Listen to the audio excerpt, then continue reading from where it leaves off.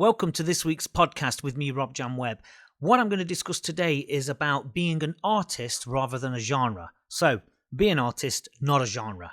So, for example, back in the 1980s, a pop band was a pop band. A heavy metal band was a heavy metal band. And it still is the same in most respects today.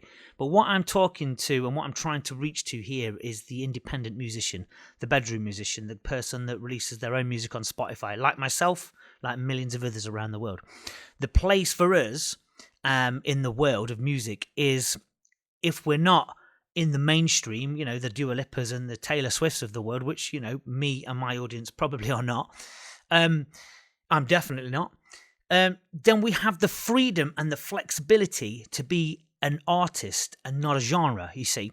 I don't know anything about Taylor Swift or Dua Lipa. I just know that they're pop stars and they're huge, and I don't follow their music. No disrespect. I don't need to. But what I want to do with my music, and what I'm trying to encourage you to think about, is to be an artist. So some days I wake up and I just want to make disco house music, okay? That's how I feel sometimes, and I just want to do that. The next day I want to make an ambient track, a piano track, whatever. The day after that I want to make trance. The day after that I want to make some breakbeat. I'm forever changing like a chameleon all the time what I want to do and what I want to produce. But then you kind of caught up in that world of, well, I'm established as Rob Jan Webb in the disco house world. If I released a trance record under that name, then I would alienate my entire disco fans and the people that support me and follow me. And my other associates within that genre will go, what's Rob going on with? Now, that is a massive risk to do. But it doesn't stop you from being an artist. You can still release stuff and just put it out under a different name. I've got 4 or 5 names that I release under in many different worlds. I've got techno stuff that I release under, disco house, ambient, piano stuff, and I've got harder commercial dance stuff that I can release under. So I've got a variety of names.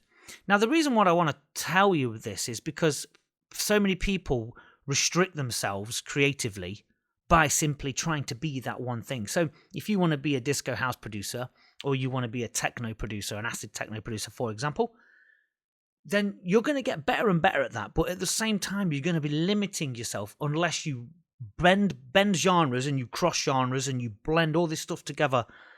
You're going to get very good at it, but you're going to hit a brick wall ultimately, because you're not going to be pushing yourselves beyond those mountains that you've climbed. So the important thing would be to do is to, if you're creative enough, to blend all of your favorite genres together and kind of have a little bit of a trance sound in a techno sound, for example, which can be done. I'm just generalizing here. There's a whole host of ways of doing things where you can literally be an artist, a multi-genre artist under one name. There's loads of pop stars and acts that do it. They'll release dubstep, drum and bass, house, pop dance, whatever. But if you want to be, your own independent artist, then there's no reason why you can't either have a couple of different names and mold them together. But then the problem with that is you've got more work to do on the social media and your promotion and all that kind of thing. However, I use a couple of different names because the stuff that I make is so extreme from one another. But if you're into house music, for example, then there's no reason why you can't do a bit of tech house into a bit of disco, into a bit of deep house, into a bit of soulful house, and blend them all together and not just stick to just, say, making disco house, for example. Be an artist, not a genre. Input as many different influences as you can within your music. Let's look back at some of the greatest artists of the 20th century, right? David Bowie, right? He was a mime artist. He was an actor. He was a pop star. He was a rock star. He did all kinds of different styles of music, experimental, electronic. In the early 70s, before he was Ziggy Stardust, he did some records in the 60s, like a Laughing Policeman, I think it was called, or the Laughing Gnome or something like that. It was a weird record. He did that. And then he did his Ziggy Stardust stuff, and that sent him into rock star fame. And then he got bored of that and he went into soul music, mid-70s, and he made a record with Luther Vandross, and did some soul stuff. And then by the late 70s, even 77 onwards, he got bored of that and he went to Germany and made like electronic experimental music with Brian Eno. And then he got bored of that. By the early 80s, he was wanting to reinvent himself again, and he became David Bowie, the pop star, and he signed a deal with EMI, and he did Let's Dance and China Girl and all that, and he was a huge pop star. And then he went on to do this, that, and the other. Point is, by the 90s, he was making drum and bass, you know?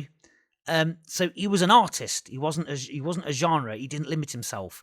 And the same goes for like the Pet Shop Boys. They've always been pop, yes, but they've always used the latest remixes to make their music sound fresh. They've always kept it fresh and invigorating. And not only that, they've done stage shows, they've done ballet performances, not them personally, but they've produced them.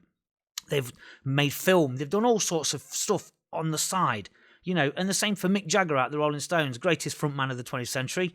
And yet he goes off and does other things, like instead of making solo albums as well, he does film. He gets involved in acting and film and all sorts of kind of stuff. So don't be a genre. Just simply be, you know, an artist. You know, it's much more liberating. As I say, I use a couple of different names, but with my Rob Jam Web stuff, I'm starting to branch out a little bit more. I released some old school rave last week, which I've been producing for the last few months, as an homage to my early days in the rave scene in the 90s. And I've released that under Rob Jam Web, and that's quite a risky thing because I've gone from disco to breakbeat, piano house, rave, whatever. So I've done that and I've branched out. I've become a bit more flexible in that. But yeah, as I say, don't limit yourself. Just push yourself all the time and try new things, and don't be afraid to release something that might be a little bit edgy from what you normally do. And that's it. That's all I wanted to say on this. Be an artist, not a genre. Thank you for watching, guys, and I'll speak to you in the next video. Take care.